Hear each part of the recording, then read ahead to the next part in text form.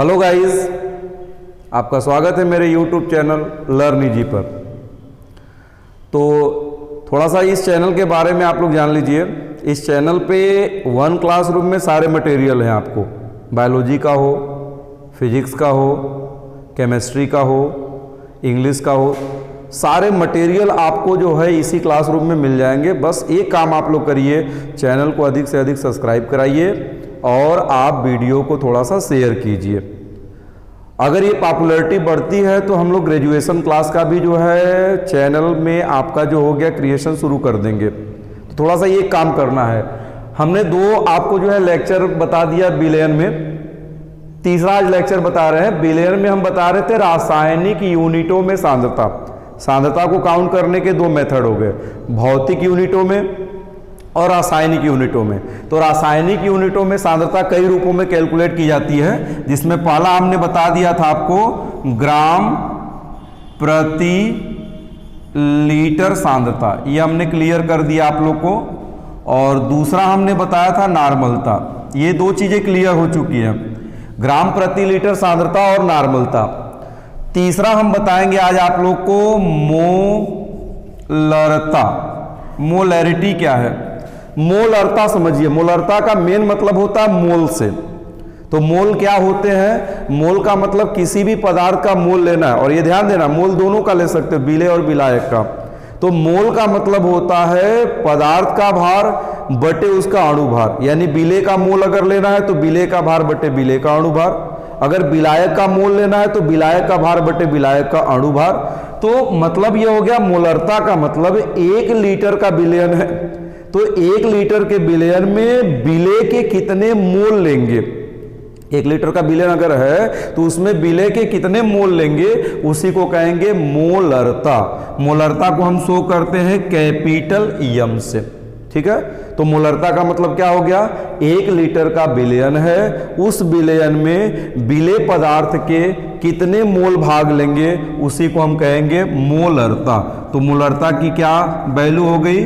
मोलरता का मतलब हो गया पदार्थ के मोल, पदार्थ का मोल बटे विलयन का आयतन। विलयन का आयतन वो भी किस में होगा? लीटर में। यानी 1 लीटर में पदार्थ के जितने, पदार्थ का मतलब विलेय से, ठीक है, उसे हम कहेंगे मोलरता। अब मोल का मतलब क्या हो गया? पदार्थ का भार, पदार्थ का भार बटे उसी का अणु भार। जिस पदार्थ को आप विलयन में मिलाएंगे उसका भार बटे उसी का अणु भार, पूरे के बटे विलयन का आयतन। विलयन का आयतन वो भी किस में लेंगे आप? लीटर में।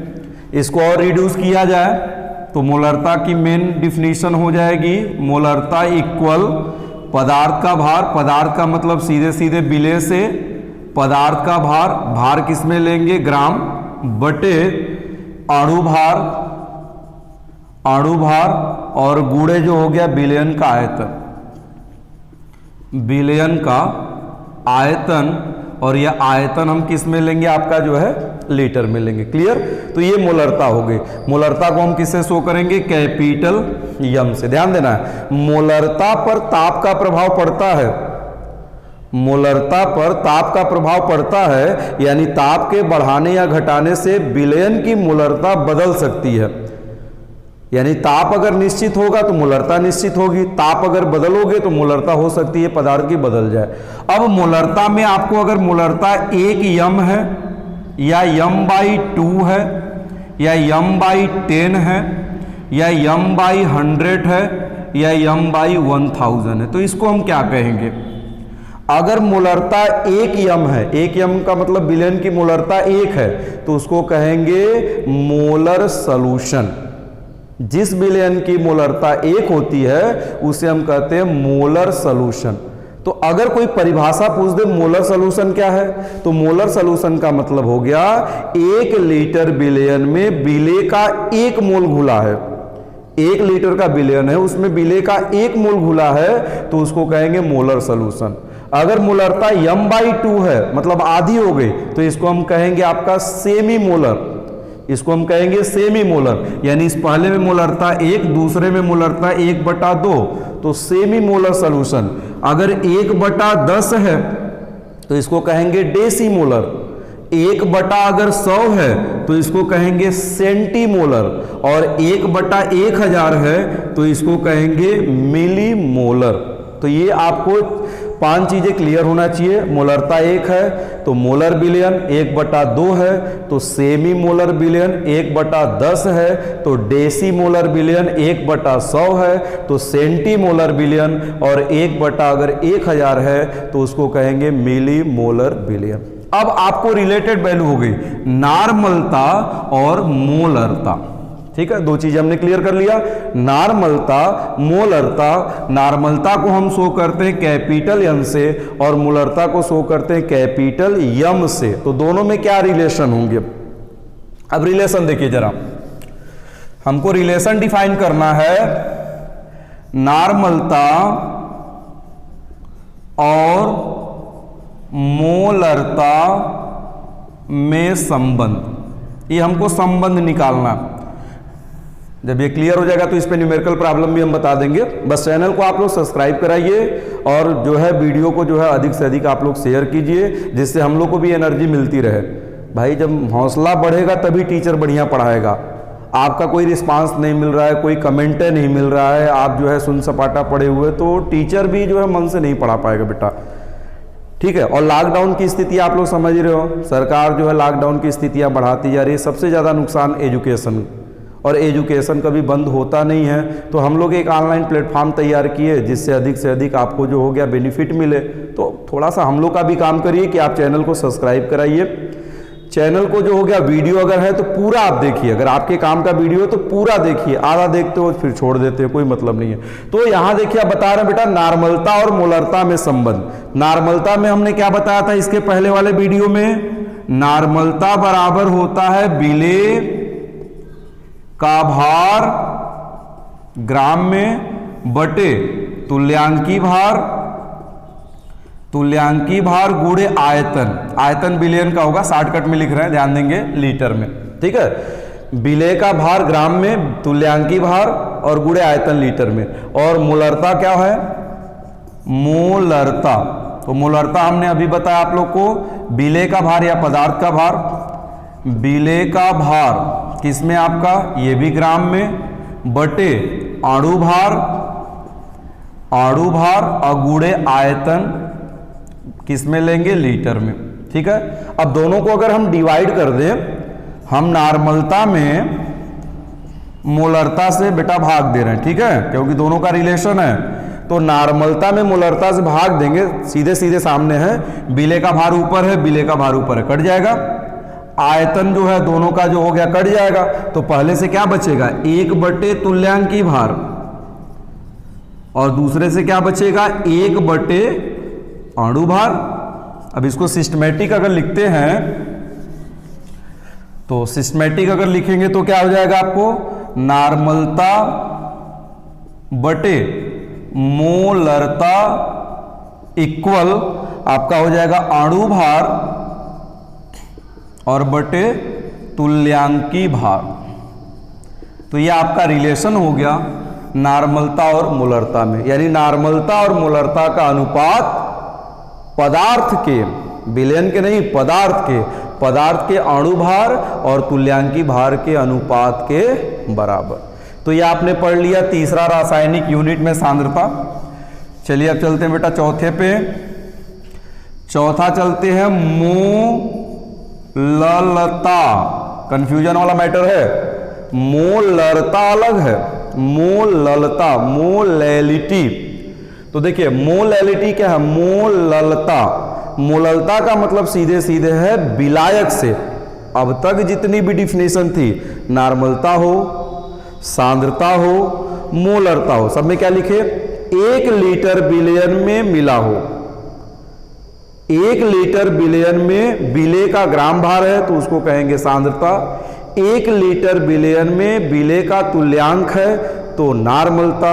1 लीटर बिलियन में बिले के मोल है तो मोलरता। तीनों रिलेटेड है बेटा, लेकिन मोलरता में सीधे सीधे विलायक से, तो इसका मतलब है विलायक से, बिलियन से मतलब नहीं है। यानी विलायक के 1 किलोग्राम भार में, विलायक के ध्यान देना है, विलायक के 1 किलोग्राम भार में विलेय के कितने भार घुले हैं, उसी को हम कहते हैं मोललता। इसको रिप्रेजेंट करते हैं स्मॉल m से। ठीक है, मोललता का मतलब हो गया सब में विलयन का आयतन था, 1 लीटर में सब घुले थे। ये क्या है, विलायक के 1 किलोग्राम में, विलायक के 1 किलोग्राम में विलेय के ग्राम की संख्या या मोलों की संख्या, सॉरी विलेय के मोलों की संख्या को हम कहेंगे मोललता। ठीक है, तो मोललता को हम रिप्रेजेंट किससे करेंगे, स्मॉल m। तो मोललता का सूत्र क्या हो गया, मोललता का मतलब हो गया पदार्थ का मोल, पदार्थ का मोल बटे विलायक, विलायक का भार। अगर ये भार ग्राम में है तो ग्राम का मतलब क्या हो गया, गुणे 1000 करोगे, ध्यान देना है। बाकी किसी में गुणा नहीं किए थे आपने, बाकी किसी में सांद्रता हो, नार्मलता हो, मोलरता हो, गुणा नहीं किए थे, ध्यान देना है। इसमें आपने 1000 का गुणा किए क्योंकि ग्राम में लिए, और डिफिनीशन में किलोग्राम है, तो 1 किलोग्राम में 1000 ग्राम, इसलिए 1000 का गुणा किया गया। तो मोललता का मतलब पदार्थ का मोल बटे विलायक का भार ग्राम में, गुणे क्या हो गया 1000। अब मोल को आप बदल सकते हो, पदार्थ का भार बटे अणुभार। इसको अगर चेंज करेंगे तो पदार्थ का भार बटे उसी का अणुभार, पूरे के बटे विलायक का भार किसमें होगा, ग्राम में, और गुणे आपका 1000, उसको कहेंगे मोललता। और एक नॉलेज की चीज और है, मोलरता पर ताप का प्रभाव पड़ता है, लेकिन मोललता पर ताप का प्रभाव नहीं पड़ता, क्योंकि मोललता का संबंध पदार्थ के द्रव्यमान से होता है, तो द्रव्यमान पर ताप का प्रभाव नहीं पड़ेगा। यही कारण है कि मोललता पर ताप का कोई लेना देना नहीं है। ताप निश्चित करो, ताप को बढ़ा दो, ताप को घटा दो, उस विलयन के पदार्थ की मोललता पर कोई प्रभाव नहीं पड़ेगा। लेकिन मोलरता पर ताप का प्रभाव पड़ता है, इसका मतलब ताप के बदलने पे मोलरता बदल सकती है, लेकिन मोललता पर कोई प्रभाव नहीं पड़ता। ठीक है, तो ये आपका जो हो गया क्लियर हो गया। एक और इस पे है मोल प्रभाज, एक टॉपिक और है जो है 5वां जो है रासायनिक यूनिट में सांद्रता। मोल प्रभाज, थोड़ा सा ध्यान देना है, मोल प्रभाज पे न्यूमेरिकल भी आती है। तो बेटा मोल प्रभाज देखिए क्या है, मोल प्रभाज यानी विलयन 2 भागों से मिलकर बनता है। कल बताए थे हम विलेय प्लस विलायक, तो किसी विलयन में 2 के मोल होंगे, विलेय का भी मोल होगा, इसका भी मोल होगा, और विलायक का भी मोल होगा। इसका मतलब इन दोनों को अगर जोड़ देंगे तो उसको कहेंगे कुल मोल। तो कुल मोल का मतलब पूरे विलयन का मोल, तो पूरे विलयन का मोल का मतलब विलेय का भी मोल और विलायक का भी मोल। तो मोल प्रभाज की परिभाषा क्या होगी, किसी विलयन में उपस्थित किसी पदार्थ, विलेय का या विलायक का, विलेय का या विलायक का मोल और उसके कुल मोल, किसी विलयन में उपस्थित विलेय का या विलायक का मोल और उसका कुल मोल, इसके अनुपात को हम क्या कहेंगे, मोल प्रभाज। तो मोल प्रभाज 2 का निकलेगा, विलेय का मोल प्रभाज और विलायक का मोल प्रभाज। अब देखिए विलेय का मोल प्रभाज, ये क्या हो जाएगा, विलेय का मोल प्रभाज है तो विलेय का मोल और बटे कुल मोल। कुल मोल का मतलब विलेय का मोल प्लस विलायक का मोल। कुल मोल में दोनों आ गए, विलेय का मोल प्लस विलायक का मोल। इसको थोड़ा सा और बढ़ाना चाहें तो विलेय का मोल बटे नीचे विलेय का मोल और प्लस विलायक का मोल। ठीक है, अब विलेय के मोल को मान लीजिए स्मॉल n, तो स्मॉल n और विलायक का मोल कैपिटल n। तो विलेय का मोल प्रभाज क्या हो गया, स्मॉल n बटे small n plus capital n। हमने मान लिया विलेय का मोल स्मॉल n है और विलायक का मोल कैपिटल n है, तो विलेय का मोल प्रभाज का मतलब स्मॉल n बटे small n plus capital n। ठीक है, मोल का हमने अभी परिभाषा आप लोग बताया था, मोल का मतलब भार बटे अणु भार। अब जिसका हम मोल लेंगे उसका भार बटे अणु भार। जैसे स्मॉल n ले लिए तो स्मॉल n का मतलब क्या हो गया, विलेय का मोल। तो विलेय का मोल लेंगे तो विलेय का भार हो जाएगा, विलेय का भार अब बटे विलेय का अणु भार।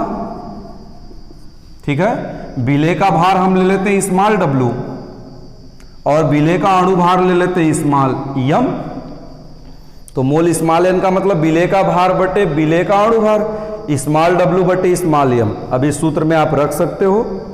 ठीक है, अब देखिए इस सूत्र में हम अगर मान को रखते हैं, अब इसको हम रिड्यूस कर रहे हैं थोड़ा सा, आप लोग नोट कर लिए होंगे। अब इसका मतलब हो गया स्मॉल n की जगह पे क्या हो जाएगा, स्मॉल w बटे स्मॉल m और कैपिटल N क्या हो जाएगा, विलायक का मोल मतलब विलायक का भार, विलायक का भार बटे विलायक का अणु भार। इसका मतलब कैपिटल W बटे कैपिटल M। ठीक, अब रख दीजिए स्मॉल w बटे small m plus capital W बटे कैपिटल M। ये विलेय का पूरा मूल प्रभाज है किसके पदों में, भार और अणु भार के पदों में। क्लियर हुआ। अब चलते हैं सीधे विलायक पे। सेम काम अगर देखा जाए विलायक पे तो विलायक का मूल प्रभाज क्या होगा, विलायक का मूल प्रभाज। अब विलायक का मूल प्रभाज का मतलब अब विलायक ऊपर हो गया, विलायक का मूल अब बटे कुल मोल। कुल मोल में दोनों आ गए विलेय और विलायक, मतलब कैपिटल N बटे small n plus capital N। अभी आपने पढ़ा स्मॉल n का मान और कैपिटल N का मान रख दीजिए। कैपिटल N का मान कैपिटल W बटे कैपिटल M, स्मॉल n का मान स्मॉल w बटे स्मॉल n, कैपिटल W बटे कैपिटल M। ये हो गया आपका विलायक का मोल प्रभाज। ठीक है, इसको नोट कर लीजिए बेटा।